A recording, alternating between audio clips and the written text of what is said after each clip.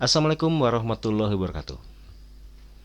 Teman-teman, banyak sekali metode atau cara bagaimana cara kita untuk bisa mempengaruhi orang lain. Nanti akan saya perkenalkan beberapa di antaranya. Atau mungkin teman-teman sudah pernah melakukannya atau mungkin juga terbiasa melakukannya ya. Nah, ada satu metode yang namanya Influence Behavior Questionnaire atau disingkat IBQ. Ini mencakup beberapa metode bagaimana kita akan mempengaruhi orang lain. Kita lihat sekarang metode yang pertama. Ada yang namanya rational persuasion.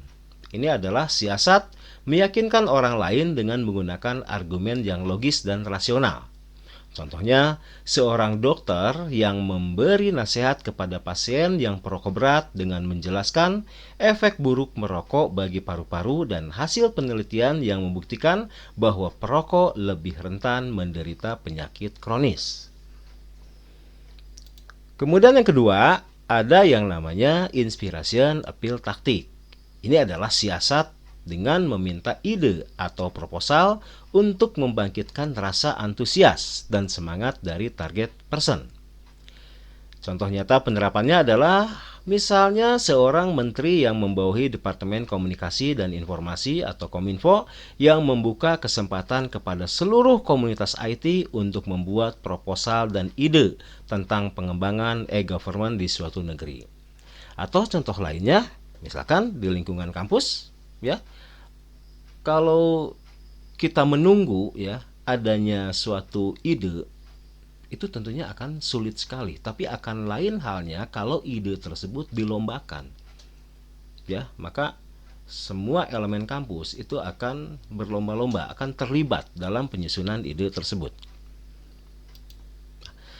Ada yang namanya konsultasi taktik. Ini terjadi ketika kita meminta target person untuk berpartisipasi aktif dalam kegiatan yang kita agendakan.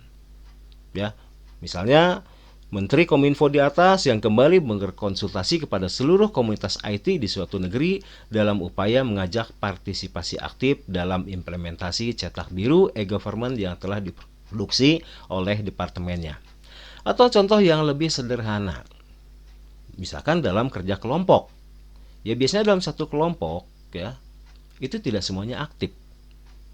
Tapi akan lain halnya, akan lain ceritanya kalau misalkan kerja kelompok ini dilakukan di tempat tertentu, ya, melibatkan semua anggota kelompok dan tentunya ada acara apa yang lebih penting? Ada acara ngarujak di situ ya. Nah, biasanya ini akan lebih memancing atau merangsang keaktifan dari semua anggota kelompok.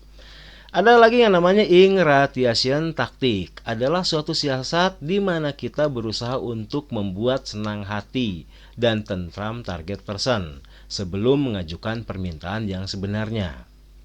Sendagurau seorang salesman terhadap pelangganan, pujian terhadap pimpinan terhadap bawahan, sebelum memberikan tugas baru, atau traktiran makan seorang partner bisnis adalah termasuk dalam ingratiation taktik ini. Kemudian ada personal appeal taktik. Terjadi ketika kita berusaha mempengaruhi target person dengan landasan hubungan persahabatan, pertemanan, atau hal yang bersifat personal lainnya. Kita bisa mengimplementasikannya dengan memulai pembicaraan, misalnya dengan, Budi, saya sebenarnya nggak enak ngomong seperti ini. Tapi karena kita sudah bersahabat cukup lama dan saya yakin kamu sudah paham mengenai diri saya dan seterusnya. Nah, dengan kalimat seperti ini menandakan kalau kita itu betul-betul memiliki hubungan yang dekat dengan target yang akan kita pengaruhi.